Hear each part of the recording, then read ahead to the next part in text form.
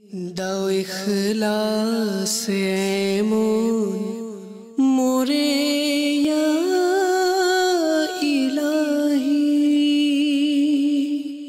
আলহামদুলিল্লাহি রাব্বিল আলামিন ওয়াসসালাতু ওয়াসসালামু আলা সাইয়্যিদিল মুরসালিন আম্মা বা'দ ফাআউযু বিল্লাহি মিনাশ শাইতানির রাজীম বিসমিল্লাহির রহমানির রহিম। আসসালাতু ওয়াসসালামু আলাইকা ইয়া রাসূলুল্লাহ ওয়া আলা আলিকা ওয়া আসহাবিকা ইয়া হাবিবাল্লাহ। আসসালাতু ওয়াসসালামু আলাইকা ইয়া নবিয়াল্লাহ ওয়া আলা আলিকা ওয়া আসহাবিকা ইয়া নূরাল্লাহ। দরুদ পাকের অগণিত ফজিলত রয়েছে। Lot of blessings reciting Durud Pak upon beloved Prophet sallallahu alaihi wasallam. One of the benefit of reciting Durud যেমনটি বর্ণিত হয়েছে আত-তাবকাতুল কুবরা লিশ-শারানি কিতাবের মধ্যে বর্ণিত, হযরত সৈয়দুনা মাওজাহিব রাদিয়াল্লাহু তাআলা আনহু বলেন, আমি স্বপ্নে আল্লাহর নবী হুজুরে আরবি সাল্লাল্লাহু তাআলা আলাইহি ওয়া আলিহি ওয়াসাল্লামের দিদার লাভ করলাম। হুজুরে আকদাস সাল্লাল্লাহু আলাইহি ওয়াসাল্লাম আমাকে ইরশাদ করলেন, কিয়ামতের দিন তুমি 1,00,000 বান্দার সুপারিশ করবে, 1,00,000 মানুষের তুমি সুপারিশ করবে। আমি আরজ করলাম, ইয়া রাসূলুল্লাহ আযজা ওয়া জাল্লা ওয়া সাল্লাল্লাহু তাআলা আলাইহি ওয়া আলিহি ওয়াসাল্লাম, আমি কিভাবে মর্যাদা লাভ করলাম? How did I gain this opportunity? তদুত্তরে আল্লাহ নবী সাল্লাল্লাহু আলাইহি ওয়াসাল্লাম ইরশাদ করলেন, এজন্যে যে তুমি আমার প্রতি দরুদ শরীফ পাঠ করে সেগুলোর সওয়াব আমাকে তুমি পেশ করে থাকো। সাল্লু আলাল হাবিব সাল্লাল্লাহু তাআলা আলা মুহাম্মদ সাল্লাল্লাহু আলাইহি ওয়া আলিহি ওয়াসাল্লাম। মাদানী চ্যানেলের দর্শক ও শ্রোতা, কত সুন্দর ফজিলত দরুদে পাকের এবং কত মর্যাদা ও মাহাত্ম্য দরুদে পাক পাঠকারী। কিয়ামতের দিন 1,00,000 ব্যক্তির শাফাআত করবে। তো আমাদেরও উচিত আমরাও সারাদিনে যতবার দরুদ শরীফ পাঠ করি তার সওয়াব আমরাও পেশ করে দেব ইনশাআল্লাহ আজ্জা ওয়া জাল।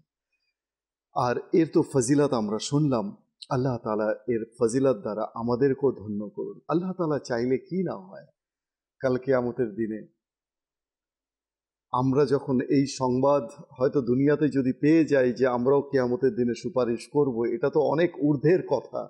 যদি এতটুকু যদি আমরা সুসংবাদ পেয়ে যাই যে আমাদের বকশিশ হয়ে গেছে, আমরা ক্ষমা প্রাপ্ত হয়ে গেছি, বেহিসাব আমাদের জান্নাত আমাদের ভাগ্যে লিপিবদ্ধ করা হয়ে গেছে, সুবহানাল্লাহ সুবহান, তাহলে তো আর কোনো কিছুই দরকারই নেই আমাদের।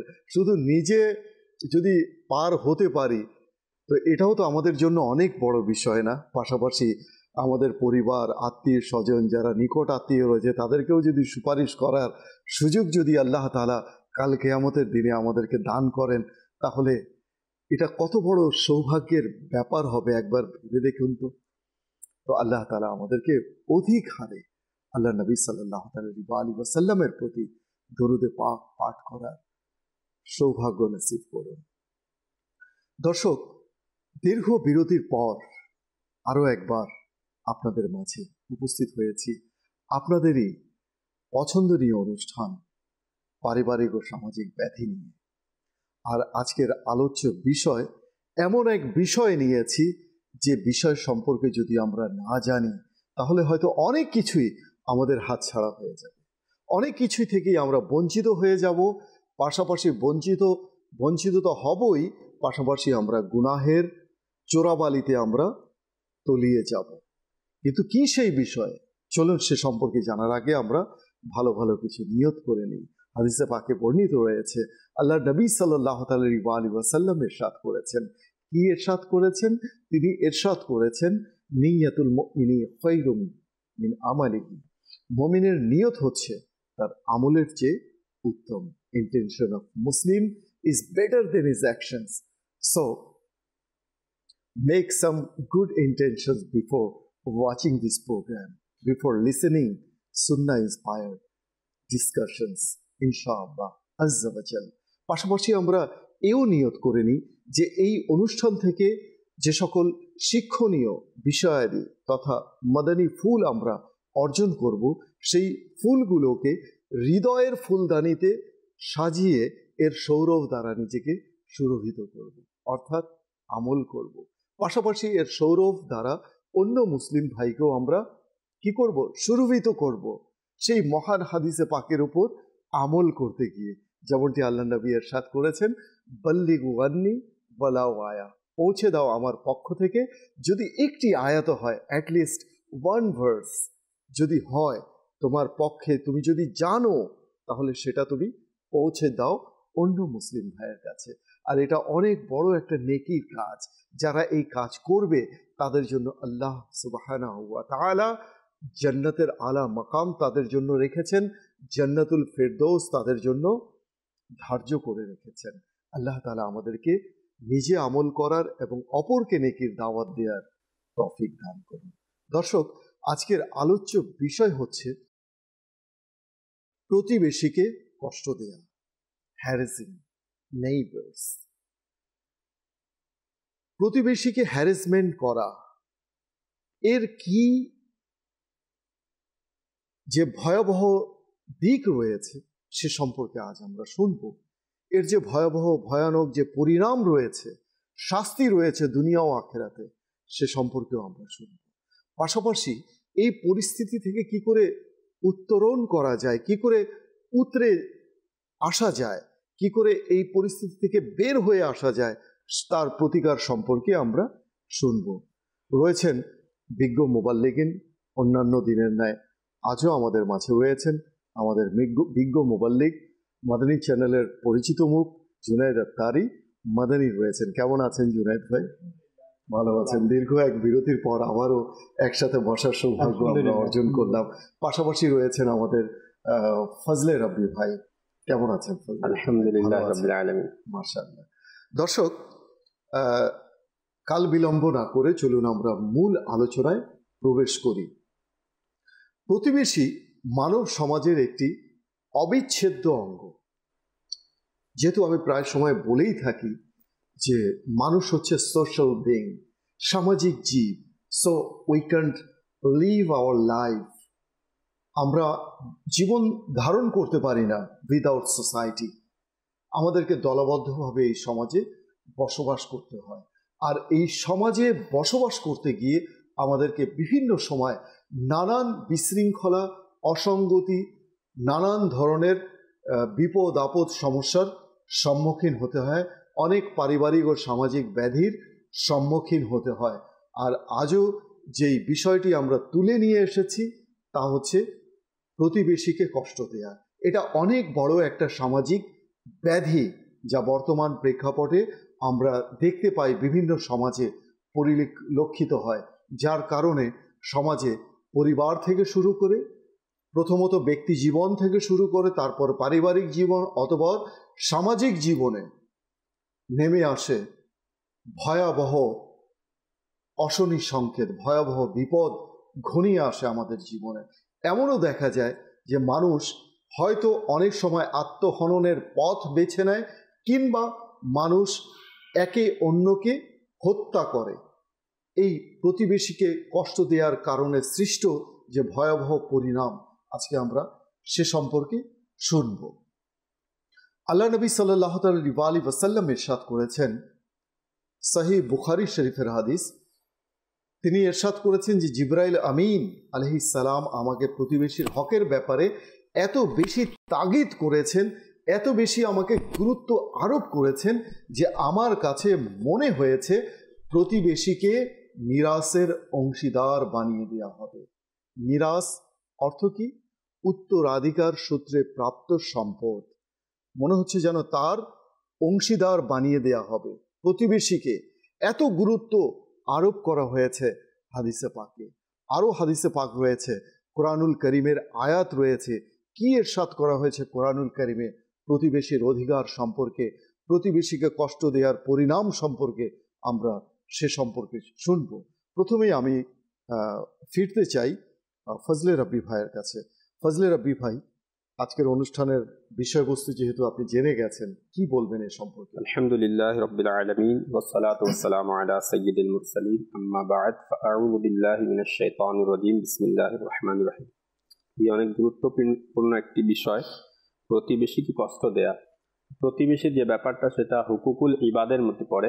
নিশ্চয়ই তো আমরা নিঃসন্দেহে। অনেক সময় দেখা যায় হুকুকুল্লাহ তো আদায় করি, যেমন নামাজ, আল্লাহ তাবারাক ওয়া তাআলার হক, রোজা, হজ, জাকাত, জি, দেখা যায় এগুলো আমরা আদায় করি, কিন্তু আমরা বান্দার হকের ব্যাপারে এদিকে খুবই আমরা উদাসীন। আমরা এদিকে আমরা গুরুত্ব দেই না। আচ্ছা, এক তো হচ্ছে উদাসীন, দ্বিতীয়ত হচ্ছে অজ্ঞাত, জি মানে আমরা জানি না। এক হচ্ছে মানে বান্দা জেনে আমল না করা, আর এক হচ্ছে না জানা, দুটোই কিন্তু দোষের বিষয়। জি জি অর্থাৎ ইলমে শরিয়ত, ইলমে যে দ্বীন রয়েছে সেটা না থাকার কারণে অনেকেই জানে না যে প্রতিবেশীর কি বান্দার কি হক হক রয়েছে। তো যদি জি, আমরা দেখতে যাই কোরআন এবং হাদিসে প্রতিবেশীর ব্যাপারে আল্লাহ এবং তার রাসূল সাল্লাল্লাহু আলাইহি ওয়াসাল্লাম অনেক গুরুত্ব দিয়েছেন, এবং প্রতিবেশীকে কষ্ট দেওয়ার অনেক শাস্তির কথা নবী করিম সাল্লাল্লাহু আলাইহি ওয়াসাল্লাম ইরশাদ করেছেন। জি, প্রিয় নবী সাল্লাল্লাহু আলাইহি ওয়াসাল্লাম এর দরবারে আরজ করা হলো, ইয়া রাসূলুল্লাহ, সাল্লাল্লাহু অমুক আলাইহি মহিলা ওয়াসাল্লাম। রাতে নামাজ আদায় করে এবং দিনে রোজা রাখে, অর্থাৎ রাতে নফল নামাজ আদায় করে দিনে রোজা এবং রাখে। দিনে নফল রোজা রাখে, আল্লাহু আকবার। এবং অনেক নেক কাজ করে, দান সদকা করে, কিন্তু নিজের জিহবা দ্বারা, নিজের প্রতিবেশীকে, দ্বারা। নিজের জবান দ্বারা নিজের প্রতিবেশীকে কষ্ট দেয়। আহা, নবী করিম সাল্লাল্লাহু আলাইহি ওয়াসাল্লাম ইরশাদ সাল্লাল্লাহু করলেন, আলাইহি ওয়াসাল্লাম। তার মধ্যে কোনো কল্যাণ নেই, সে জাহান্নামে যাবে। আহা, একটু চিন্তা করে দেখি, সে ফরজ নামাজের পাশাপাশি নফল নামাজও আদায় করছে, অর্থাৎ রোজাও রাতের রাখছে। নামাজ, দিনে রোজাও রাখছে, দান সদকাও করছে, অনেক নেক আমল করছে, কিন্তু তার মুখ দ্বারা, তার জিহবা দ্বারা তার প্রতিবেশীকে সে কষ্ট দিচ্ছে। আর কষ্ট কি? ঝগড়া বিবাদ করা, গালিগালাজ করা, তারপরে চুগলি করা, গীবত করা। জি, তো নবী করিম সাল্লাল্লাহু আলাইহি ওয়াসাল্লাম ইরশাদ করলেন যে সে জাহান্নামে যাবে। কিন্তু দেখার বিষয় যে সে তো হাত দ্বারা কষ্ট দিচ্ছে না, সে জবান দ্বারা কষ্ট দিচ্ছে। বোঝা গেল মানুষ অনেক সময় নিজের জিহবা দ্বারা, নিজের মুখ দ্বারা এমন কথা বলে দেয় জি, যার দ্বারা মানুষের অন্তর, মানুষের মন ভেঙে যায়। দেখা যায় যে এই মুখ দ্বারাই এই মানুষের অন্তর চূর্ণ বিচূর্ণ হয়ে যায়। এই জন্য নবী করিম সাল্লাল্লাহু আলাইহি ওয়াসাল্লাম ইরশাদ করলেন যে তার মধ্যে কোনো কল্যাণ নেই, সে জাহান্নামে যাবে। তো আবার আরজ করা হলো, ইয়া রাসূলুল্লাহ, আরেকজন মহিলা আছে, সে শুধু ফরজ নামাজ আদায় করে, আচ্ছা, আর বেশি একটা দান সদকাও করে না, সে পনির সদকা করে, কিন্তু কাউকে কষ্ট দেয় না। ওহো, তো নবী করিম সাল্লাল্লাহু আলাইহি ওয়াসাল্লাম ইরশাদ করলেন সে জান্নাতি। সুবহানাল্লাহ। বুঝা গেল আপনি হুকুকুল্লাহ আদায় করেন, পাশাপাশি হুকুকুল ইবাদও আদায় করেন। কারণ আপনি যদি হুকুকুল্লাহর মধ্যে যদি কোনো কমতি থাকে, আল্লাহ তাআলা নিজ দয়ায় ক্ষমা করে দিবেন। কিন্তু যদি হুকুকুল ইবাদের মধ্যে কোনো কমতি থাকে, অর্থাৎ আপনি যদি বান্দাকে কষ্ট দিয়ে থাকেন, আর যদি সে বান্দা ক্ষমা না করে, আল্লাহ ক্ষমা করবেন না। আল্লাহ এটার উপর ক্ষমতাবান যে আল্লাহ ক্ষমা করে দিতে পারেন, কিন্তু আল্লাহ তাআলা এটা বান্দার উপর ছেড়ে দিয়েছেন। যতক্ষণ বান্দা ক্ষমা করবে না, ততক্ষণ আল্লাহ তাআলাও ক্ষমা করবেন না। হাদিসে পাকে রয়েছে যে মুসলমান তো সেই ব্যক্তি যার হাত এবং জবান দ্বারা অন্য মুসলমান নিরাপদ থাকে। সুবহানাল্লাহ। আমাদের এমন হওয়া উচিত যেন আমাদের প্রতিবেশী যেন আমাদের থেকে নিরাপদে থাকে, আমাদের হাত দ্বারা, আমাদের হাত দ্বারা, আমাদের জবান দ্বারা যেন প্রতিবেশী নিরাপদ থাকে। এখানে তো হাদিসে শুধু হাত আর জবানের কথা, অনেক সময় দেখা যায় যে চোখ রাঙানো হয়, মানুষকে বড় বড় চোখ করে ভয় দেখানো হয়।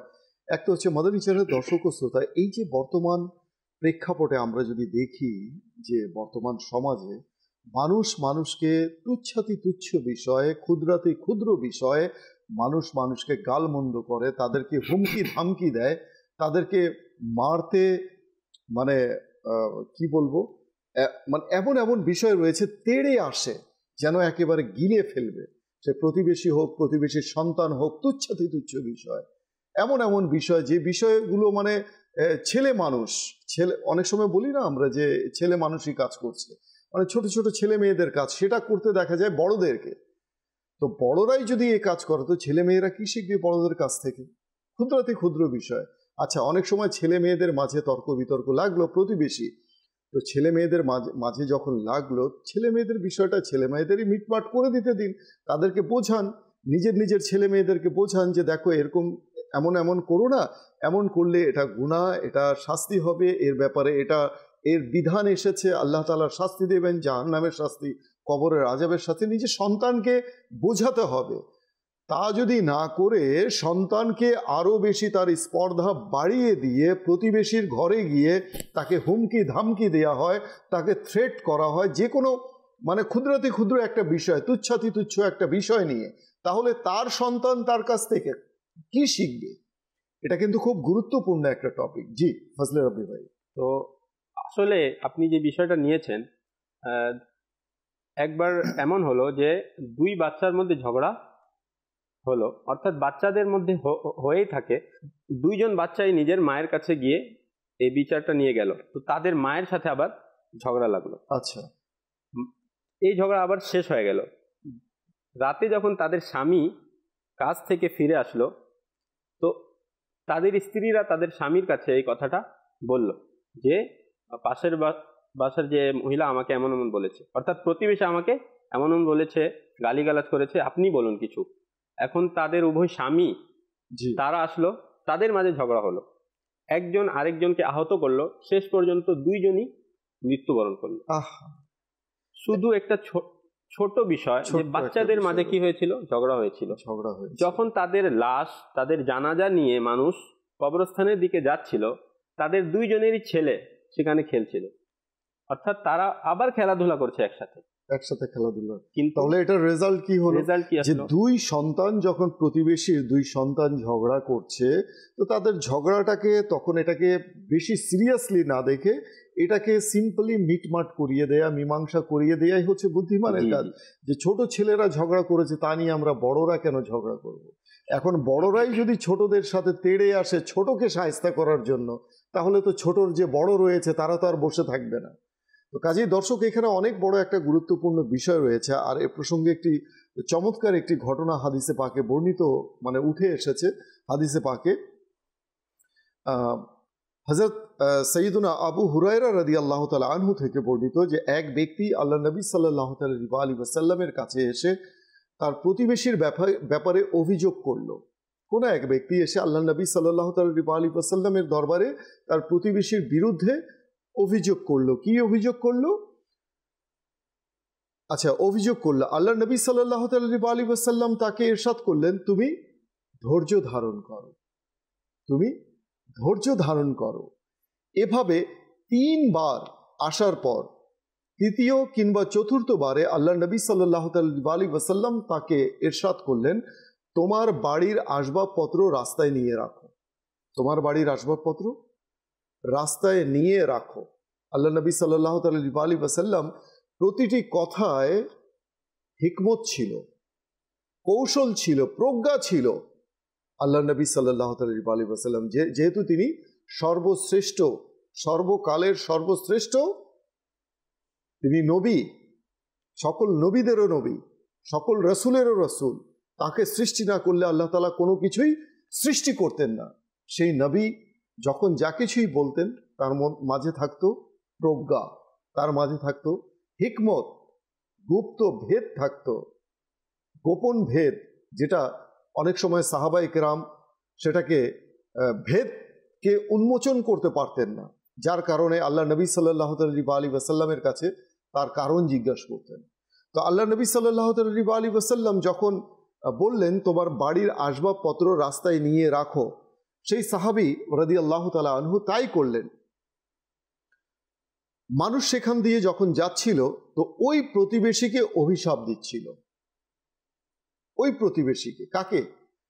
যে তার প্রতিবেশীকে কষ্ট দিচ্ছিল, জ্বালা যন্ত্রণা দিচ্ছিল, সেই প্রতিবেশীকে অভিশাপ দিচ্ছিল। কারণ তার যন্ত্রণার কারণে, তার যে কষ্ট দেওয়ার কারণে, তার হ্যারাসমেন্টের কারণে তার প্রতিবেশী তার আসবাবপত্র কি করেছে, রাস্তায় নিয়ে গিয়ে রাস্তা খোলা আকাশের নিচে কালাতিপাত করতে লাগলো।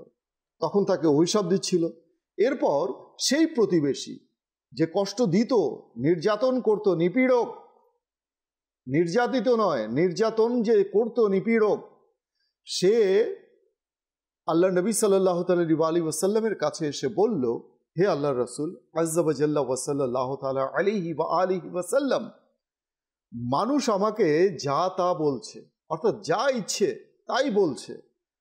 আল্লাহ নবী ইরশাদ করলেন, মানুষ তোমাকে কি বলছে? তখন সেই ব্যক্তি বলল যে মানুষ আমাকে লানত করছে, অভিসম্পাত করছে, আমাকে ছি ছি থুতু করছে। আল্লাহ নবী সাল্লাল্লাহু আলাইহি ওয়াসাল্লাম ইরশাদ করলেন, তার আগেই আল্লাহ তাআলা তোমাকে লানত করেছেন, তার আগেই আল্লাহ তাআলা তোমাকে লানত করেছেন। মানুষের লানত করার আগে আল্লাহ তাআলা তোমাকে লানত করেছেন। সে বলল, হে আল্লাহ রাসূল সাল্লাল্লাহু আলাইহি ওয়াসাল্লাম, আমি আর এমনটি করব না। I won't do this again, আমি আর এটা করব না, প্রতিবেশীকে আর কষ্ট দেব না। এরপর অভিযোগকারী আল্লাহ নবী সাল্লাল্লাহু আলাইহি ওয়াসাল্লামের দরবারে এলে আল্লাহ নবী সাল্লাল্লাহু আলাইহি ওয়াসাল্লাম তাকে ইরশাদ করলেন, তুমি প্রতিবেশীর অনিষ্ট থেকে নিরাপদ হয়েছ। আল মুস্তাদরাক লিল হাকিম কিতাবের মধ্যে এই হাদিসে পাক, এরপর আল মুজামুল কবির কিতাবের মধ্যে, তবরানি কিতাবের মধ্যে, সহিহ ইবনে হিব্বান কিতাবের মধ্যে এই হাদিসে পাক বর্ণিত হয়েছে। মাদানী চ্যানেলের দর্শক শ্রোতা, এই যে ঘটনা এবং পাশাপাশি আমাদের ফজলে রাব্বি ভাই যেই ঘটনা বললেন, এই দুটো ঘটনা আমরা যদি একটু অ্যানালাইসিস করি, একটু যদি ডায়াগনোসিস করি, তাহলে কিন্তু বোঝা যাবে যে প্রতিবেশী আমাদের জীবনে এত বড় গুরুত্বপূর্ণ ব্যক্তি যে যাকে ছাড়া আমরা সমাজে বসবাস করা কল্পনা করতে পারি না। সুতরাং মন্দ প্রতিবেশী যদি থাকে, তার কাছ থেকে পানা চাইতে হবে যে আল্লাহ আমাকে এই প্রতিবেশীর কাছ থেকে পানা চাও। আর সেই প্রতিবেশী বা কেমন, যার জন্য পানা চাওয়া হচ্ছে আল্লাহ তাআলার দরবারে। তো কাজেই বুঝতে হবে যে আমিও কি তেমন মানুষ, আমিও তো তেমন মানুষ নই। মানে নিজেকে প্রশ্ন করতে হবে যে আমিও তো তেমন মানুষ নই যে আমার কারণে আমার প্রতিবেশী কষ্ট পাচ্ছে। আমার কথা দ্বারা, আমার চিন্তা চেতন কথন, আমার চলন বলন, আমার যে রয়েছে অঙ্গভঙ্গি, বডি ল্যাঙ্গুয়েজ যে রয়েছে, এগুলোর দ্বারা কোনো মানুষ কষ্ট তো পাচ্ছে না, সেটা চিন্তা করতে হবে। এবং মানুষ মাত্রই হচ্ছে চিন্তাশীল। যে চিন্তা করে না, যে ব্যক্তি চিন্তা করে না আর যে ব্যক্তি চিন্তাশীল, এই দুইয়ের মধ্যে পার্থক্য হলো একজন হচ্ছে মানুষ, আরেকজন হচ্ছে চতুষ্পদ প্রাণী, ডোমেস্টিক অ্যানিমাল, চতুষ্পদ প্রাণী। কারণ চতুষ্পদ প্রাণী যারা রয়েছে তারা কিন্তু চিন্তা ভাবনা করে না, উইদাউট থিঙ্কিং তারা যে কোনো কাজ করে ফেলে। চতুষ্পদ জন্তু, মানুষরূপী কিছু চতুষ্পদ জন্তু এই সমাজের মধ্যে রয়েছে। সরি টু সে, এভাবে বলার জন্য আজকাল সমাজে দেখা যায় যে যারা কোনো কিছু বলার আগে, করার আগে কোনো কিছুই ভাবে না। মূর্খ আর জ্ঞানী ব্যক্তির মধ্যে পার্থক্য হচ্ছে যে মূর্খ ব্যক্তি সে বলার পরে ভাবে যে আমি কি বললাম, করার পরে ভাবে আমি কি করলাম, হায়। আর জ্ঞানী ব্যক্তি বলার আগে ভাবে যে what to say and what not to say, what to do, what not to do, আমি কি করব কি করব না, কি বলবো কি বলবো না, এটা বলার আগে, করার আগে একবার নয় 10 বার ভাবে জ্ঞানী ব্যক্তি। আর যারা মূর্খ, নির্বোধ, অশিক্ষিত, এরা যে কোনো কাজ all on a certain without any thinking তারা করে ফেলে, যা হবার হবে। পরবর্তীতে তাকে লজ্জিত হতে হয়, ক্ষমা চাইতে হয়, কিংবা হাজতে যেতে হয়, জেলখানায় যেতে হয়, ফাঁসি হয়ে যায়। তো লাভটা কি হলো? কাজেই এজন্য এই জ্ঞানী ব্যক্তি বলেন যে ভাবিয়া করিও কাজ, করিয়া ভাবিও না। ফিরবো জুনায়েদ ভাইয়ের কাছে অনেকক্ষণ পর। জি জুনায়েদ ভাই, আজকের বিষয় যেহেতু আপনি শুনলেন, আপনিও কিছু আপনার গুরুত্বপূর্ণ মাদানী ফুল দ্বারা মাদানী চ্যানেলের দর্শকদেরকে ধন্য করুন। জি জি, এখন পর্যন্ত যে আলোচনা হলো তার দ্বারা আমরা একটা বিষয় বুঝতে পারছি, মানে একটা অবস্থানে এসে আমরা, হ্যাঁ, যে আমরা যদি এটা মনে করি যে প্রতিবেশী তো না আমার আত্মীয়, না আমার সাথে তো না আমার সাথে কোনো ব্যবসা করে, বা আমার সাথে কোনোভাবেই তার সম্পর্ক নেই, এই জিনিসটা একদমই ভুল। যদি সে আমার পাশে থাকে, আমার ঘরটা যদি তার পাশে হয়, যেটাকে প্রতিবেশী বলা হয়েছে তাফসীরের মধ্যে, তাহলে কিন্তু তার অনেকগুলো অধিকার আছে আমার প্রতি, অনেকগুলো অধিকার আছে। আর সেই অধিকারগুলো কোনো সাধারণ ব্যক্তি বা সত্তা দ্বারা ব্যক্ত করা নয়, বরং স্বয়ং আল্লাহ তাআলা সেই অধিকারগুলো তাকে দিয়েছেন। জি। আর সেই অধিকারগুলোর ব্যাপারে আল্লাহ তাআলা কোরআনে পাকেও ইরশাদ করেছেন, এবং মাতা পিতার সাথে সদ্ব্যবহার করো, এবং আত্মীয় স্বজনগণ, এতিমগণ, অভাবগ্রস্তগণ, নিকট প্রতিবেশীগণ, দূর প্রতিবেশীগণ। তো এই সবার সাথে, সে নিকট প্রতিবেশী হোক বা দূরের প্রতিবেশী হোক, সবার সাথেই মহান আল্লাহ তাআলা ভালো ব্যবহারের আদেশ দিয়েছেন। আর তাফসিরের মধ্যে এসছে, তাফসির আহমদিয়াতে, যে দূর প্রতিবেশী আর নিকটবর্তী প্রতিবেশী দ্বারা উদ্দেশ্য কি? নিকটবর্তী প্রতিবেশী দ্বারা উদ্দেশ্য এটাও হতে পারে যে যার বাসা একদম সাথে লাগানো, আর দূর প্রতিবেশী দ্বারা উদ্দেশ্য এটা হতে পারে যে এলাকার ভিতরেই বাসা কিন্তু সাথে লাগানো নয়। আর এটাও হতে পারে যে প্রতিবেশী প্লাস আত্মীয়, তার সাথে একটা রিলেটিভিটি রয়েছে, রিলেটিভস, তো সে তার দ্বারা উদ্দেশ্য হচ্ছে নিকটত্ব আত্মীয় বা নিকটতম প্রতিবেশী। জি। তো এই যে দুইটা প্রকার সবার জন্যই, তো এই কোরআনে পাকের আয়াত দ্বারা আমরা বুঝতে পারছি যে আমার কাছে থাকুক কিংবা দূরে, আত্মীয় হোক কিংবা না হোক, সবার প্রতি আমার দায়িত্ব আছে, তাদের অধিকার আছে। আল্লাহ তাআলা এই অধিকার দিয়েছে। শুআবুল ঈমানের একটি হাদিস শরীফ, নবী করিম সাল্লাল্লাহু তাআলা আলাইহি ওয়া সাল্লাম ইরশাদ করেন, প্রতিবেশী হচ্ছে 3 প্রকার। এক প্রকার প্রতিবেশী হচ্ছে যার 3টি হক, আরেক প্রকার প্রতিবেশী হচ্ছে যার 2টি হক, আরেক প্রকার প্রতিবেশী হচ্ছে যার 1টি হক। 3টি হক যে প্রতিবেশীর, তিনি হচ্ছে যে সে আত্মীয়, সে প্রতিবেশী, সাথে সাথে আত্মীয় এবং মুসলমান। আচ্ছা, তো সেই ব্যক্তির হচ্ছে 3টি হক। একটা তো সে নিজের আত্মীয়, সেই জন্য একটা হক, সে মুসলমান, ইসলামের একটি হক, আবার সাথে সাথে সে প্রতিবেশী, এরও একটি হক। তারপর যদি কেউ আত্মীয় না হয় কিন্তু সে প্রতিবেশী এবং মুসলমান, তাহলে কিন্তু তার 2টা হক, একটা হচ্ছে ইসলামের হক, আরেকটা হচ্ছে প্রতিবেশী হওয়ার হক। আর সে যদি আত্মীয় না হয়, মুসলমানও না হয়, বিধর্মীয় যদি হয়, তবুও নবী করিম সাল্লাল্লাহু তাআলা আলাইহি ওয়া সাল্লাম বলছেন যে তার একটা হক আছে, সেটা হচ্ছে প্রতিবেশীর হক। সে যদি প্রতিবেশী হয়। চমৎকার বলেছেন। আর আমরা কিন্তু এই যে আদর্শ, এই ব্যাপারগুলো অনুসরণ করতে দেখেছি আমাদের বুজুর্গানে দিনদের। মালিক বিন দিনার রাদিয়াল্লাহু তাআলা আনহু, তার সাথে একজন বিধর্মীর, অমুসলিমের বাসা ছিল। আমি ইনশাআল্লাহ আসছি আপনার কাছে জুনায়েদ ভাই, খুব চমৎকার ঘটনা আপনি নিয়েছেন। তার আগে কিছু কল রয়েছে, আমরা দর্শকদেরকেও শামিল করে নিই। জি, কল শুনিয়ে দিন। আসসালামু আলাইকুম ওয়া রাহমাতুল্লাহি ওয়া বারাকাতুহু। ওয়া আলাইকুম আসসালাম ওয়া রাহমাতুল্লাহি ওয়া বারাকাতুহু। আমার নাম আব্দুল মুত্তালিব, আমার হোম ডিস্ট্রিক্ট হচ্ছে নেত্রকোনা।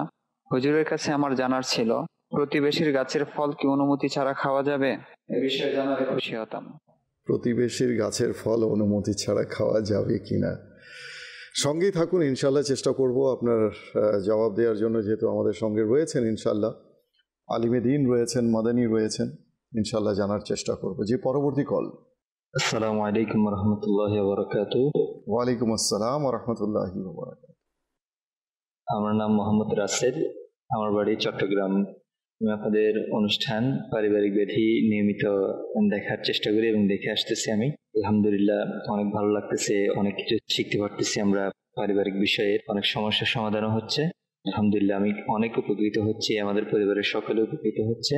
মাশাআল্লাহ, কেনই বা উপকৃত হবেন না? মাদানী চ্যানেল তো এসেছেই মানব কল্যাণের জন্য, আমাদের উপকারের জন্য, আমাদেরকে সঠিক পথ দেখানোর জন্য, আমাদেরকে জান্নাত অভিমুখে ধাবিত করার জন্য, জান্নাতের রাস্তা বাতলে দেওয়ার জন্য। অবশ্যই মাদানী চ্যানেল দেখুন, এবং যারা নিকট আত্মীয় স্বজন রয়েছেন, পাড়া প্রতিবেশী রয়েছেন, সকলকেই ইনভাইট করুন মাদানী চ্যানেল দেখার জন্য। ধন্যবাদ আপনার কলের জন্য। যে পরবর্তী কল।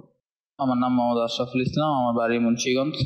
আজকের অনুষ্ঠান পারিবারিক ও সামাজিক ব্যাধি। আমার একটা বিষয় জানার ছিল, লাউড স্পিকারে গান বাজানো এবং প্রতিবেশীকে কথা বলা কেমন, যে আমার বাড়িতে আমি বাজাই, তাতে আপনার কি? এ বিষয়ে কিছু আলোচনা করলে অনেক খুশি হতাম। খুবই গুরুত্বপূর্ণ একটি প্রশ্ন। অনেক সময় দেখা যায় জুনায়েদ ভাই, যে লাউড স্পিকার বাজিয়ে মানুষকে কষ্ট দেওয়া হয়।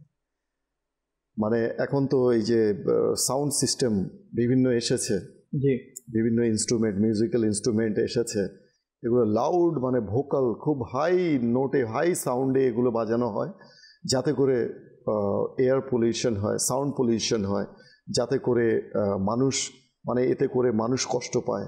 তো একজন প্রশ্ন করেছে, যিনি আমাদের আশরাফ মুন্সিগঞ্জ থেকে করেছেন। তো এই ব্যাপারেও আমরা কিছুটা প্রশ্নের উত্তরগুলো আমরা নিয়ে চলবো। জি, আপনি যে বিষয়টা, আপনি যে ঘটনাটা শুরু করেছেন সেখান থেকে শুনতে চাচ্ছি। জি জি, মালিক বিন দিনার রাদিয়াল্লাহু তাআলা আনহুর ঘটনা, যে ওনার সাথে একজন বিধর্মীর ঘর মিলিত ছিল। আচ্ছা। তো কি হলো যে সে কি করত, হিংসার কারণে, সেই বিধর্মী সে হিংসার কারণে ছোট একটা ছিদ্র দিয়ে, নালা দিয়ে, আচ্ছা, তা মালিক বিন দিনার রাদিয়াল্লাহু তাআলা আনহুর ঘরে তার যতগুলো আবর্জনাময় পানি ছিল, আবর্জনাযুক্ত পানি ছিল আর দুর্গন্ধযুক্ত পানি ছিল, সেগুলো দিয়ে দিত, ঠেলে দিত, আর সেটা মালিক বিন দিনার রাদিয়াল্লাহু তাআলা আনহুর ঘরে চলে যেত। আর তিনি নীরব থাকতেন, কিছু বলতেন না এই বিষয় নিয়ে। আচ্ছা। তো সে চিন্তা করলো যে এই ব্যাপারটা তো যদি আমার সাথে হতো, আমি তো অবশ্যই কিছু না কিছু বলতাম। একটা ধারণা করে সে জিজ্ঞেস করলো গিয়ে যে, আমি যে আপনার ঘরের মধ্যে এই পানি ফেলি বা আবর্জনা যায় আপনার ঘরে, আপনার কি কোনো অভিযোগ নেই? তো তিনি বললেন যে আমি ওটা পরিষ্কার করে নিজের ইবাদত ইত্যাদি করে নিই। খুব নম্রতার সাথে তিনি নর্মালি উত্তর দিয়ে দিলেন যে হ্যাঁ, আমি এটা পরিষ্কার করে আমি নিজের নামাজ ইবাদত যা করার করে নিই। তো সে বলল, আপনার রাগ উঠে না? তো বলল, জি, রাগ তো উঠে, কিন্তু আমি সেটা কি করে নেই, নিয়ন্ত্রণ করে নেই, দমন করে নেই রাগটা। তো সে বলল, রাগ দমন করে নেন, এই ব্যাপারে জিজ্ঞেস করলো। তো তিনি ইরশাদ করলেন যে কুরআনে পাকের মধ্যে মহান আল্লাহ তাআলা ইরশাদ করেছেন, যারা রাগ দমন করে, সংবরণ করে, রাগ সংবরণকারী লোকদেরকে ক্ষমাশীল এবং ন্যায়পরায়ণদেরকে মহান আল্লাহ তাআলা ভালোবাসেন। সুবহানাল্লাহ। তো এই যে ইসলামের আদর্শ, এটা কিন্তু শুনে সে পরবর্তীতে ইসলামের এই আদর্শে সে খুবই কি হয়েছিল, মুগ্ধ হয়েছিল, এবং পরবর্তীতে সে মুসলমান হয়ে গিয়েছিল। তো আমাদের বুজুর্গানে দিনদের আদর্শ এমন ছিল, তারা কষ্ট দেয়া তো অনেক দূরের কথা, যদি প্রতিবেশী থেকে কষ্ট আসতো তাহলে সেটারও তিনি প্রতিবাদ তারা করতেন না, বরং তাদেরকে ক্ষমা করে দিতেন, রাগ উঠলে রাগ দমন করে নিতেন। হাদিস শরীফেও এসেছে, নবী করিম রাউফুর রহিম সাল্লাল্লাহু তাআলা আলাইহি ওয়া আলিহি ওয়াসাল্লাম ইরশাদ করেন, যেসব লোকদের আল্লাহ তাআলা ভালোবাসেন তার মধ্যে ওই সকল ব্যক্তি অন্তর্ভুক্ত যার মন্দ প্রতিবেশী তাকে কষ্ট দেয়, তখন সে ওই কষ্ট প্রদানের উপর ধৈর্য ধারণ করে, এমনকি আল্লাহ তাআলা তার জীবন অথবা মৃত্যুর মাধ্যমে এর সমাপ্তি করেন। এই যে কষ্ট সহ্য করা যারা করে, তারাই কিন্তু আমাদের বুজুর্গানের দিন ছিলেন। আর এটাই কিন্তু ইসলামের আদর্শ। সে প্রতিবেশী আপনার আত্মীয় হোক কিংবা নাই হোক, সেই প্রতিবেশী যদিও বা বিধর্মী, মুসলমান না, তারপরও তার হক রয়েছে আমাদের উপর, এবং সেই হকগুলো আদায় করতে হবে এবং তার সাথে সবসময় ভালো ব্যবহার করতে হবে। মাশাআল্লাহ, খুব চমৎকার বলেছেন। দর্শক, আমরা যদি এই বিষয়টাকে একটু পর্যবেক্ষণ করি, তাহলে আমরা এটাকে জানতে পারবো, বুঝতে পারবো যে প্রতিবেশীর সাথে প্রতিবেশীর যে কষ্ট দেয়, এর কিছু কি কি কারণ হতে পারে। এর মধ্যে কিছু কিছু কারণ আছে, যেমন প্রতিবেশীর দোষ ত্রুটিগুলো বর্ণনা করা, প্রতিবেশীর দোষ ত্রুটি বর্ণনা করা। তো দোষ ত্রুটি বর্ণনা করার ক্ষেত্রে এসেছে যে আল্লাহ নবী সাল্লাল্লাহু আলাইহি ওয়াসাল্লাম এর বাণী হচ্ছে, মুসলিম শরীফের হাদিস, আল্লাহ নবী ইরশাদ করছেন যে তার মুসলিম ভাইয়ের দোষকে ঢেকে রাখে, দোষ ত্রুটিগুলোকে ঢেকে রাখে, গোপন করে, হাইড করে, আল্লাহ তাআলা কাল কিয়ামতের দিনে তার দোষ ত্রুটিকে ঢেকে রাখবে। তার সাত্তারিয়াতের চাদর দিয়ে আল্লাহ তাআলা দুনিয়াতে আমাদের দোষ ত্রুটিগুলো ঢেকে রেখেছেন। আল্লাহ তাআলা তো দেখছেন, কেউ না দেখুক, আল্লাহ তাআলা দেখছেন। কিন্তু আমরা বান্দা হয়ে কি করি, একজন আরেকজনের দোষ ত্রুটি বর্ণনা করি। প্রতিবেশী, যে অমুক প্রতিবেশী এই, অমুক প্রতিবেশী ওই, অমুকের বাসায় অমুক পুরুষ আসে, অমুকের বাসায় অমুক আসে, নানান ধরনের দোষ ত্রুটি। আচ্ছা, তার মা এমন, তার বাবা এমন, নানান ধরনের, অমুক বোরখা পরে না, অমুক তো বেপর্দা, আচ্ছা অমুকের মহিলা বাজারে যায় বাজার নিয়ে আসতে। আরে বাবা, নিজেরটা দেখো তুমি, তোমার ভিতরে কি দোষ আছে। আমি অনেক সময় বলে থাকি যে whenever we indicate someone else যে this person is guilty, এই মানুষটা হচ্ছে অপরাধী। বাকি আঙুলগুলো কিন্তু আমার দিকে ইঙ্গিত করছে যে জাস্ট নো দাই সেলফ, তুমি তোমার নিজের দিকে দেখো তোমার মাঝে কি দোষ আছে। তো আমরা কিন্তু একটা আঙুল দিয়ে মানুষকে ইশারা করি, বাকি তিনটা আঙুল কিন্তু আমাদেরকে ইশারা করে যে আগে তুমি তোমার নিজের দোষগুলো দেখো। তোমার মাঝে, তুমি তো একটা দোষ তার বর্ণনা করছো, তোমার মাঝে হাজারটা দোষ আছে। তো বাস্তব কিন্তু এটাই। তো দোষ ত্রুটি, প্রতিবেশীর দোষ ত্রুটি ওপেন করা, প্রতিবেশীর দোষ ত্রুটিগুলোকে মানুষের কাছে বর্ণনা করাতে, এমন ব্যক্তির দোষ ত্রুটি কাল কিয়ামতের দিনে আল্লাহ তাআলা প্রকাশ করে দেবেন। চাইলে দুনিয়াতেও প্রকাশ করে, অনেক সময় হয় এমন। আমরা এটা কিন্তু একটা গুরুত্বপূর্ণ বিষয় খুব, কারণ স্বাভাবিক ক্ষেত্রে আমি যার সাথে থাকি বা যার সাথে আমার ঘর আছে, তার কিন্তু কিছু না কিছু বিষয় দেখা যাবেই।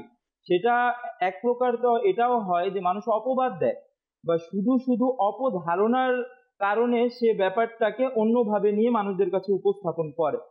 অথচ একটি হাদিস শরীফ আছে, নবী করিম রাসূল রহিম সাল্লাল্লাহু তাআলা আলাইহি ওয়া সাল্লাম ইরশাদ করেছেন, মান কানা ইউমিনু বিল্লাহি ওয়াল ইয়াউমিল আখিরি ফালিয়াকুল খায়রান আও লিয়াসমুত। এর সাথেই আরেকটি বাক্য আছে, নবী করিম সাল্লাল্লাহু তাআলা আলাইহি ওয়া সাল্লাম আরো ইরশাদ করেন, ওয়া মান কানা ইউমিনু বিল্লাহি ওয়াল ইয়াউমিল আখিরি ফালইউকরিম জারাহু। যে ব্যক্তি আল্লাহ তাআলা এবং কিয়ামতের দিনের উপর ঈমান রাখে সে যেন চুপ থাকে, ভালো কথা বলে নতুবা চুপ থাকে। তারপর এর সাথেই নবী করিম সাল্লাল্লাহু তাআলা আলাইহি ওয়া সাল্লাম ইরশাদ করেন যে কিয়ামতের দিন, যে আল্লাহ তাআলা এবং কিয়ামতের দিনের উপর ঈমান রাখে, আখিরাতের উপর, সে যেন তার প্রতিবেশীর সাথে ভালো আচরণ করে, তার প্রতিবেশীর সম্মান করে, প্রতিবেশীর সম্মান করে। তো এই যে এটা কিন্তু সম্মানের বিপরীত, মানুষের দোষ বলে দেয়া, তাকে অপমান করা কিন্তু এই ব্যাপারটাও। তো এক তো হচ্ছে আমি ভালো কথা বলছি না, এই হাদিসের যা নবী করিম সাল্লাল্লাহু তাআলা আলাইহি ওয়া সাল্লাম আমাদেরকে আদর্শ দিয়ে গেছেন, এই কাজটা পরিপূর্ণ সেটার বিপরীত। যে আমি এক তো ভালো কথা বলছি না, চুপও থাকছি না, মন্দ কথাও বলছি আর ডিসরেসপেক্টও করছি আমার প্রতিবেশীকে, তার দোষগুলো অন্যের কাছে বর্ণনা করার মাধ্যমে।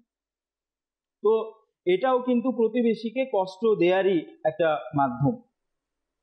খুব চমৎকার বলেছেন।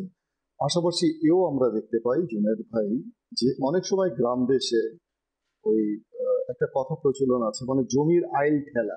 আল্লাহ, আপনার যে জমিন আছে সেই জমিনটাকে কাটতে কাটতে কাটতে কাটতে আইলটাকে চিকন করা, একটা তো রাস্তা আছে, মানে আপনার যে জমির সীমানা আছে সেটা তো আছেই, আপনার দলিলের মধ্যে আছে আপনার জায়গা। তো প্রতিবেশীকে এভাবে কষ্ট দেয়া, নিজের জমির সীমানাটা ধীরে ধীরে বাড়ানো, মানে অন্যের জমির সীমানাটাকে ঠেলতে ঠেলতে, আইলটাকে ঠেলতে ঠেলতে তার জমিটাকে ছোট করা। এই ব্যাপারে এতগুলো, অর্থাৎ কষ্টের কতগুলো দিক আছে সেইগুলো তুলে ধরা হচ্ছে সংক্ষিপ্ত সময়ের মধ্যে। এতগুলো ঘটনা, এতগুলো নিউজ এই ব্যাপারে, এটা কিন্তু অনেক হারে বেড়ে যাচ্ছে। আর সচরাচর আল্লাহ তাআলা আমাদেরকে বাঁচিয়ে রাখুক, আল্লাহ তাআলা আমাদেরকে ভালো কাজ করার তৌফিক দান করুক, হক আদায় করার তৌফিক দান করুক। এটা কিন্তু অনেক অধিক হারে হয় এই এই এই বিষয়টা, যে আমি যখন আমার প্রতিবেশীকে একটু দুর্বল পাই, তখনই আমি চেষ্টা করি আমার জায়গাটা একটু বড় করে নেওয়ার। অথচ এই বিষয়ে এসেছে জুনায়েদ ভাই একটা হাদিসে মুবারাকা, খুবই গুরুত্বপূর্ণ। যারা এই মুহূর্তে মাদানী চ্যানেলের সঙ্গে রয়েছেন এবং গ্রাম দেশে যাদের এই স্বভাব রয়েছে, নিজের জমিটাকে কিছু কিছু করে বাড়িয়ে নেয়া, অন্যের আইল, মানে যে আইল রয়েছে সেটাকে কাটতে কাটতে কাটতে কাটতে চিকন করতে করতে নিজের জমিটাকে বড় করা, কিংবা আইল ঠেলে কি করা, অন্যের জমিনকে ছোট করে দেয়া, নিজের জমিনটাকে বড় করা। তার ব্যাপারে হাদিসে মুবারাকা শুনুন, সহিহ মুসলিম শরীফের মধ্যে এসেছে, আল্লাহ নবী সাল্লাল্লাহু আলাইহি ওয়াসাল্লাম ইরশাদ করেছেন, যে ব্যক্তি অন্যায়ভাবে যে ব্যক্তি 1 বিঘত জমি দখল করলো, জাস্ট 1 বিঘত জমি, আমরা 1 বিঘত এভাবেই তো দেখাই, 1 বিঘত জমি দখল করলো, কিয়ামতের দিনে ওই জমির 7 তবক পরিমাণ জমিন তার গলায় বেড়ি আকারে ঝুলিয়ে দেয়া হবে। তো তখন কিয়ামতের দিনে সেই জমিন দিয়ে আমরা কি করব? দুনিয়াতে এতটুকু জমির লালসা আমরা সামলাতে পারি না, 1 ইঞ্চি জমিনের লালসা আমরা সামলাতে পারি না। নিজের জমিন কি করে, সে ভাই হোক, বোন হোক, আত্মীয় হোক, অনাত্মীয় হোক, প্রতিবেশী হোক, তার জমিনকে আমরা কি করছি, আইল ঠেলে ঠেলে নিজের জমিন বড় করছি। তো সেক্ষেত্রে কিয়ামতের দিনে যখন 7 তবক জমিন গলার মধ্যে ঝুলিয়ে দেওয়া হবে তখন কি করব? সেই কঠিন দিনের কথা ভয় করে আমাদের ভয় পাওয়া উচিত। কিছু কমেন্ট রয়েছে জুনায়েদ ভাই সোশ্যাল মিডিয়া থেকে, আমরা কিছু কমেন্টও সংযুক্ত করে নিই, আমাদের সামিল করে নিই অনুষ্ঠানে। মোহাম্মদ রাজ লিখেছেন, সালাম জানিয়েছেন, ওয়ালাইকুম আসসালাম। হুজুর মাশাআল্লাহ খুব ভালো লাগছে, আপনাদের থেকে অনেক কিছু শিখেছি, আরো কিছু শিখতে চাই, ইনশাআল্লাহ আপনাদের জন্য দোয়া রইল। আর আপনারা আমার ও আমার পরিবারের জন্য দোয়া করবেন। অবশ্যই দোয়া করি ভাই, আল্লাহ তাআলা আপনাকে, আপনার পরিবারকে আল্লাহ তাআলা নেক হায়াত দান করুন, হেফাজতে রাখুন, সবসময় দুনিয়া ও আখিরাতে আসানি দান করুন। আর সবসময় নিজের ইমানের সালামতির জন্য দোয়া করবেন যে আল্লাহ তাআলা আমাদের, অর্থাৎ অনেক সময় আমরা বলি না যে শুরুটা যেমন তেমন শেষটা যেন সুন্দর হয়, অর্থাৎ শেষ ভালো যার সব ভালো তার। তো নিজের ইমানের সাথে, ইমান নিয়ে দুনিয়াতে তো এসেছি, কিন্তু ইমান নিয়ে আমরা যেন যেতে পারি সেই চিন্তা চেতনা সবসময় আমাদের মাথায় থাকতে হবে। আর দোয়াও করতে হবে আল্লাহ ইমানের সাথে যেন মৃত্যু হয়। পাশাপাশি লিখেছেন মোহাম্মদ শাহজাহান, জানিয়েছেন সালাম, ওয়ালাইকুম আসসালাম, শ্রীমঙ্গল থেকে শুনছি, মাশাআল্লাহ। এরপর ইসলামী বোন লিখেছেন, হুজুর সালাম জানিয়েছেন, ওয়ালাইকুম সালাম, প্রতিবেশী নির্যাতন করলে মালপত্র নিয়ে রাস্তায় চলে আসার কথা বলেছেন, কিন্তু যদি নিজের আপন ছোট ভাই এবং তার স্ত্রী, তার বড় ভাই এবং তার পরিবারের উপর নানাভাবে নির্যাতন করে যাচ্ছে, তাদের ক্ষেত্রে কি করা উচিত? 3টা প্রশ্ন এসেছে, এর জবাবও ইনশাল্লাহ আমরা দেব, আর সঙ্গেই থাকুন ইনশাল্লাহ। প্রশ্নের জবাব যথাসাধ্য দেওয়ার চেষ্টা করা হবে অনুষ্ঠান থেকে। এরপর তাসলিম উদ্দিন লিখেছেন মাশাআল্লাহ। এরপর রয়েছেন আমাদের সঙ্গে মোহাম্মদ জাভেদ আত্তারি। এরপর রয়েছেন আব্দুল বারিউল রয়েছেন। এরপর ইসলামী বোন রয়েছেন, লিখেছেন মাশাআল্লাহ। সরওয়ার উদ্দিন প্রোগ্রাম দেখছেন আমাদের সঙ্গে। দর্শক, আমরা চাই আপনারা আমাদের সঙ্গে থাকুন। কিছু কল রয়েছে, আমরা কল শামিল করে নিই, এরপর ইনশাআল্লাহ আবার ফজলে রবি ভাইয়ের কাছে ফিরছি। জি, কল শুনিয়ে দিন। আসসালামু আলাইকুম ওয়া রাহমাতুল্লাহি ওয়া বারাকাতুহু। ওয়া আলাইকুম আসসালাম ওয়া রাহমাতুল্লাহি ওয়া বারাকাতুহু। আমার নাম মোহাম্মদ সাব্বির, আমি ঢাকা মোহাম্মদপুরে থাকি। মাশাআল্লাহ, মাদ্রাসার বাংলা সবসময় নতুন নতুন অনুষ্ঠান দিয়ে থাকে আমাদেরকে উপহার স্বরূপ। বিশেষ করে এই প্রোগ্রামটি যারা করছে, রফিক হুজুর এবং ওনার সাথে যারা যারা আছে, সকল মুমিনকে দাওয়াত ইসলামীকে অনেক অনেক শুভেচ্ছা ও অভিনন্দন। অনেক অনেক শুভেচ্ছা ও অভিনন্দন আমাদেরকে কল করার জন্য, আমাদের মনকে খুশি করার জন্য।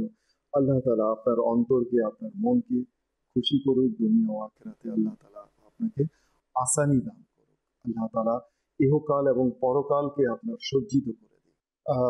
ফিরবো ফজলে রব্বি ভাইয়ের কাছে। ফজলে রব্বি ভাই, আরো কিছু আমাদের এই ফুল যদি আমাদেরকে আপনি পেশ করতেন। প্রথমে এই বিষয়টা নিয়ে নিই, যে ইসলামী ভাই কল করে বলেছিলেন যে গান বাজনা, জি জি, জোরে জোরে সাউন্ড দিয়ে গান বাজনা চালিয়ে দিতে মানুষকে কষ্ট দেয়। যখন সে বলতে আসে তখন বলা যে আমার বাড়িতে আমি বাজাচ্ছি, তাতে আপনার কি?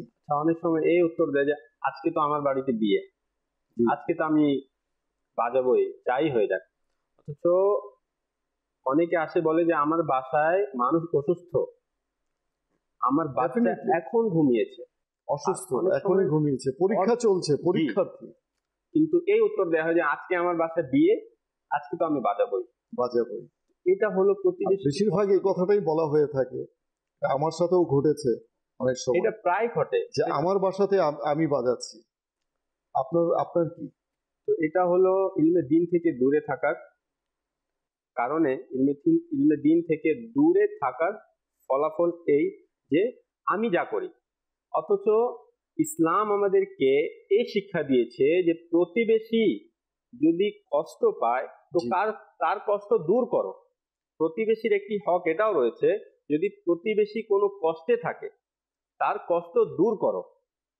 এক বুজুর্গের ব্যাপারে এসেছে যে তার প্রতিবেশী ছিল, তো সে অনেক কর্জে অনেক ঋণী হয়ে গেল এবং সে এমনকি নিজের ঘর পর্যন্ত বিক্রি করতে লাগলো।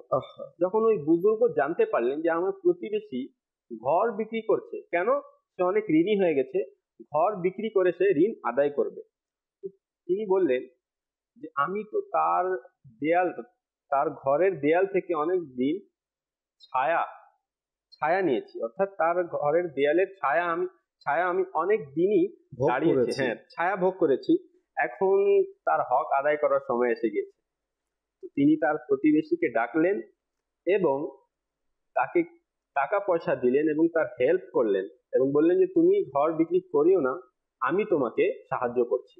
তো এই যেভাবে হুজুর বলেছিলেন যে আগেকার বুজুর্গানের দিন প্রতিবেশীর সাথে সদ আচরণ করতেন এবং প্রতিবেশী কষ্টে পড়লে তার কষ্ট দূর করতেন, কিন্তু আজকে আমরা প্রতিবেশীর কষ্টের কারণ হয়ে দাঁড়িয়েছি। নবী করিম সাল্লাল্লাহু আলাইহি ওয়াসাল্লাম ইরশাদ করেন যে ওই ব্যক্তি জান্নাতে প্রবেশ করবে না যার মন্দ কাজের কারণে, যার অনিষ্টতার কারণে তার প্রতিবেশী শান্তিতে নেই। অর্থাৎ সব সময় বেশিরভাগ দেখা যায় যে প্রতিবেশী অশান্তিতে রয়েছে নিজের প্রতিবেশীর কারণে। যে অনেক সময় এটা হয় যে প্রতিবেশীর কারণে মানুষ ঘর ছেড়ে দেয়, যে না আমি এই প্রতিবেশীর সাথে এর সাথে আমি থাকতে পারবো না। তো নবী করিম সাল্লাল্লাহু আলাইহি ওয়াসাল্লাম বলেন যে সে জান্নাতে যাবে না যার কারণে তার প্রতিবেশী শান্তিতে নেই। আর নবী করিম সাল্লাল্লাহু আলাইহি ওয়াসাল্লাম ইরশাদ করেন তোমাদের মধ্যে ভালো সেই ব্যক্তি যার থেকে কল্যাণের আশা করা যায়। অর্থাৎ দেখা যায় অনেক সময় যে মানুষ এমন হয়ে যায় যে তার থেকে কল্যাণের আশাই করা যায় না, বোঝা গেল সে ভালো না। ভালো কে? যার থেকে কল্যাণের আশা করা যায়, অর্থাৎ সে খারাপ কাজ করতেই পারে না। সত্যিকার অর্থে আল্লাহ তাআলা ওই সকল ব্যক্তিকেই কিন্তু কল্যাণ দান করেন, যাদেরকে কল্যাণ দান করার ইচ্ছে পোষণ করেন, তাদেরকে কিন্তু দ্বীনের বুঝ দান। অবশ্যই অবশ্যই। মাইয়ুরিদুল্লাহু বিহি খায়রান ইউফাক্কিহু ফিদ্দীন। তো এই যে বিষয়টা, এটা কিন্তু অনেক বড় একটা বিষয় যে দ্বীনের বুঝ, দ্বীনের বোধ শক্তি আমার কতটুকু আছে। তার মানে যদি আমার দ্বীনের বোধ আমার মাঝে থাকে, আমি যদি নিজের ফয়সালা নিজে করতে পারি, নিজেকে নিজে জাজমেন্ট করতে পারি যে আমি কি ভালো কাজ করছি না আমি মন্দ কাজ করছি, তাহলে এটা কিন্তু অনেক বড় একটা পজিটিভ দিক যে আল্লাহ তাআলা আমার জন্য নিঃসন্দেহে তাহলে কল্যাণ রেখেছেন।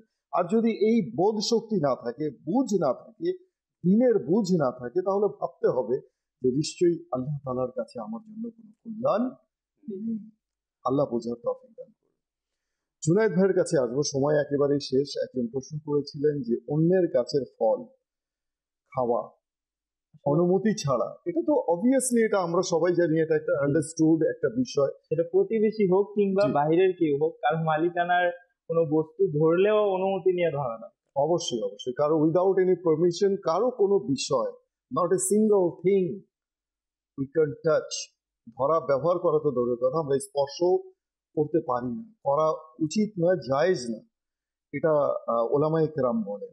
তো কাজেই আমাদেরকে যে কোনো বিষয়, যদি কারো টাকা পয়সাও যদি পড়ে থাকে রাস্তাঘাটে, সেটাও মানে তুলতে বারণ করা হয়েছে ওলামায়ে কেরাম, যে যেটা যেখানে পড়ে আছে সেটা পড়ে থাকে, সেটা তুলতে গিয়ে আপনি আবার সেই আরেক বিপদে আপনি জড়িয়ে যাবেন।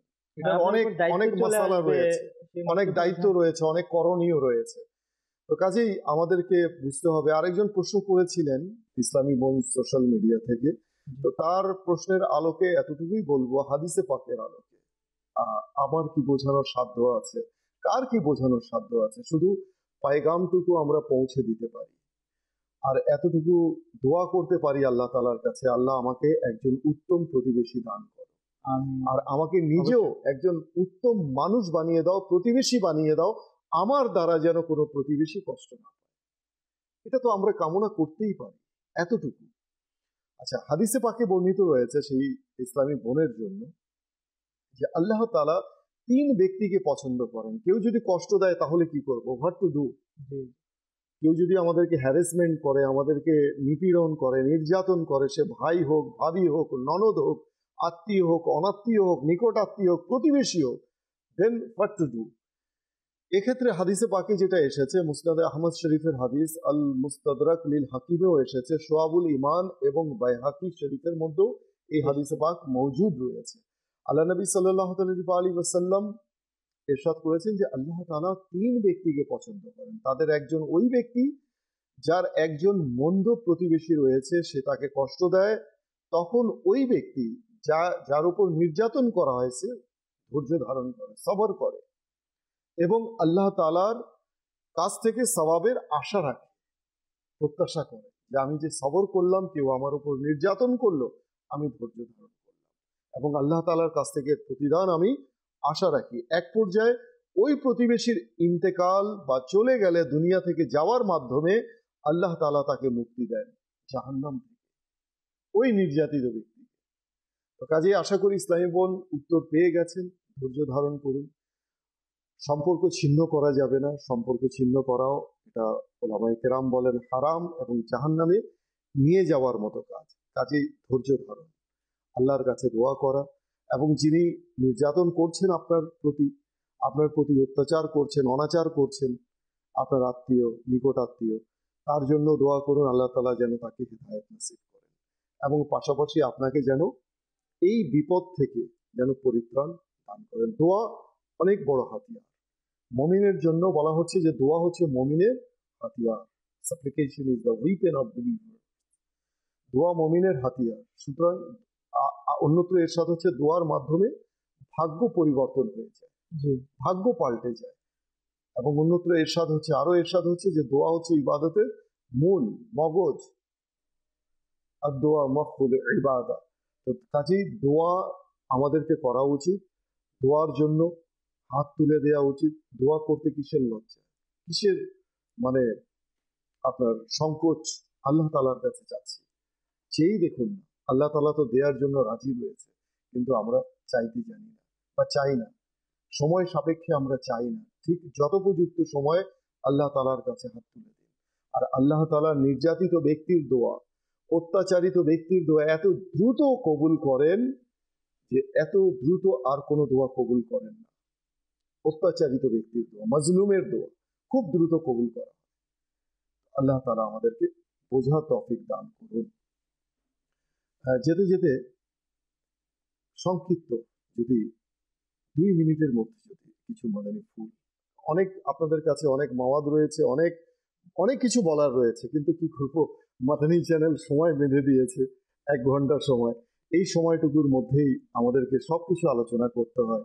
তো পাশাপাশি অনুরোধ করবো যে 2 মিনিটের মধ্যে কিছু মূল্যবান কিছু মাদানী ফুল। আমাদেরকে এটাও জানতে হবে যে প্রতিবেশী কারা। তো হাদিস শরীফে রয়েছে যে এক ব্যক্তি এসে আরজ করলো, ইয়া রাসূলুল্লাহ, আমি অমুক গোত্রের এলাকায় বসবাস করার জন্য এসেছি, কিন্তু তাদের মধ্যে আমাকে সবচেয়ে বেশি কষ্ট সেই দেয় যে আমার সবচেয়ে নিকটস্থ প্রতিবেশী। তো নবী করিম সাল্লাল্লাহু আলাইহি ওয়াসাল্লাম হযরতে সিদ্দিক আকবর, ফারুক আযম আর মাওলা আলী রাদিয়াল্লাহু তাআলা আনহুকে পাঠালেন, এবং তারা মসজিদের দরজায় দাঁড়িয়ে জোরে জোরে এটা এলান করা শুরু করলেন যে নিশ্চয়ই 40 ঘর প্রতিবেশীর অন্তর্ভুক্ত রয়েছে। অর্থাৎ আপনার ঘর, আপনার ডানে বামে আগে পিছে 40 ঘর প্রতিবেশীর অন্তর্ভুক্ত। আর যার অনিষ্টতা থেকে তার প্রতিবেশী আতঙ্কিত থাকে, ভয়ে থাকে, সে জান্নাতে যাবে না। এখন আমি দেখি যে আমার প্রতিবেশী কি আমার থেকে ভয়ে রয়েছে নাকি নির্ভয় রয়েছে, এটা আমি দেখি, বিবেচনা করি যে আমি কেমন। তো আমি এটাই বলবো যে আমরা এমন হয়ে যায় যে আমাদের প্রতিবেশী যেন আমাদেরকে ভালোবাসে, প্রতিবেশী যেন আমাদের থেকে আতঙ্কিত না থাকে। জি জুনায়েদ ভাই 2 মিনিট। জি, বর্তমান যে সমাজের পরিস্থিতি আর বাজারের পরিস্থিতি, যে দ্রব্যমূল্যের দাম সাধারণ মানুষের হাতের নাগালের বাহিরে চলে যাচ্ছে, সামর্থ্যের বাহিরে চলে যাচ্ছে, এর মধ্যে আমরা যারা স্বাবলম্বী রয়েছি তাদের জন্য একটা হাদিস শরীফ, প্রিয় নবী রাসূলুল্লাহ সাল্লাল্লাহু তাআলা আলাইহি ওয়া সাল্লাম ইরশাদ করেন, অনেক প্রতিবেশী কিয়ামতের দিন তাদের প্রতিবেশীর আঁচল ধরে আল্লাহ তাআলার কাছে বলবে যে হে আল্লাহ, এর কাছে জিজ্ঞাসা করো সে আমার উপর তার দরজাসমূহ বন্ধ করে রেখেছিল এবং নিজের প্রয়োজনের চেয়ে বেশি বস্তু আমার কাছ থেকে বেঁধে রেখেছিল। অর্থাৎ তার কাছে প্রয়োজনের অধিক জিনিস ছিল, কিন্তু সে আমাকে সাহায্য করেনি বা সেটা আমাকে সে দেয়নি। তার ব্যাপারে কিন্তু প্রতিবেশীরা কালকে আমাদের দিন বলবে। আবার অপর দিকে যদি আমরা বুজুর্গানে দিনদের দেখতে যাই, হযরত আব্দুল্লাহ বিন আবু বকর রাহমাতুল্লাহি তাআলা আলাইহি তার প্রতিবেশীর ঘর সমূহের মধ্যে ডানে বামে এবং সামনে পিছনে 40টি করে ঘরের লোকদের জন্য খরচ করতেন। ঈদের সময় তাদের জন্য কুরবানির মাংস ও কাপড় পাঠাতেন এবং প্রত্যেক ঈদে 100টি গোলাম মুক্ত করতেন। মাদানী চ্যানেলের দর্শক ও শ্রোতা, সময় দেখতে দেখতেই একেবারে শেষ। আমরা যদি চাই যে আমাদের প্রতিবেশীর সাথে সদ্ভাব গড়ে উঠুক, প্রতিবেশীর সাথে সম্পর্ক গড়ে উঠুক, বা কারোর সাথে শত্রুতা রয়েছে, বিদ্বেষ রয়েছে, শত্রুতা মনোভাবাপন্ন রয়েছে সম্পর্ক, সেক্ষেত্রে আমাদেরকে, যেটা হাদিসের আলোকে আমরা পাই, সালামকে প্রসার করতে বলা হয়েছে। অধিক হারে সালাম করতে, আসতে যেতে সালাম করা, এতে করে শত্রুতা দূর হয়ে যাবে। পাশাপাশি বলা হয়েছে, আল্লাহ নবী ইরশাদ করেছেন যে তোমরা একে অন্যকে উপহার প্রদান করো, পারস্পরিক তোমাদের ভালোবাসা বৃদ্ধি পাবে। তো আমরা প্রতিবেশী যারা রয়েছে তাদের জন্য যদি আপনার পাতিলে যদি আপনি রান্না করেন হাঁড়িতে, তো বলা হচ্ছে একটু ঝোল, পানির ঝোল যদি হয় সেটাও তুমি বাড়িয়ে দাও, যেন প্রতিবেশীকে একটু তুমি দিতে পারো। কাজেই আমরা চেষ্টা করব প্রতিবেশীর সাথে সুসম্পর্ক রাখতে। এতে করে আমাদের পরিবার, ব্যক্তি জীবন থেকে শুরু করে পরিবার, সমাজ এবং রাষ্ট্রে শান্তি নেমে আসবে।